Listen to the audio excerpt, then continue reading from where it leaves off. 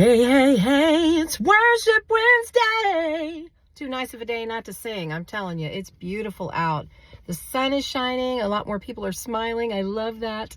I'm going to keep this really, really brief. But something really dropped in my heart and spirit when I was sitting in on a message where they were talking about tithing. And I know everybody gets really nervous and protective when people talk about money. But here's the thing. I don't think God just wants us to tithe our money. I think he wants us to tithe our time, our energy, our hearts, and something else, our gifts. I had never thought about it until that day. And all of a sudden I thought, you know, what would it be like if we tithed our gifts? Now, if you're like me and you do music full time, if you do music ministry and professional music full time, I know people are probably thinking, well, that's really easy for you to say. You get paid for what you do. But here's the thing. There are a lot of places that we can tithe our gift. We can invest in people.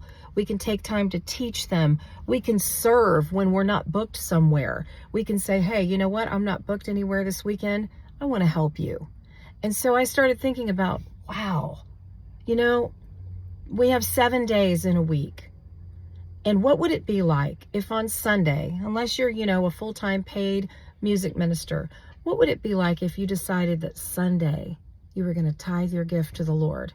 You know, when we were coming up, we never even thought about getting paid. We were just so excited that we were even allowed to be involved in worship and being part of the worship team. And also, when I was in Birmingham, Alabama at an amazing church called Cathedral of the Cross, our audio guy, his name was David Woodard.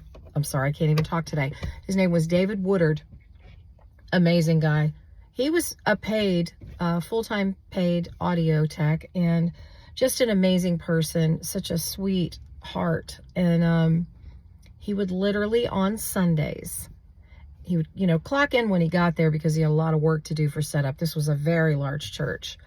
But then when it came service time, he may not have known this, but a lot of us were aware of it. He would go back and clock out because he wanted to give his gift to the Lord. And that was his way of doing that, was during service on Sunday. So those 2 to 3 hours, he didn't want to get paid. He just wanted to tithe his gift. What would it be like if in some way we tithed our gift like we do our money? And that's just my thought on Worship Wednesdays. Have a great rest of the week.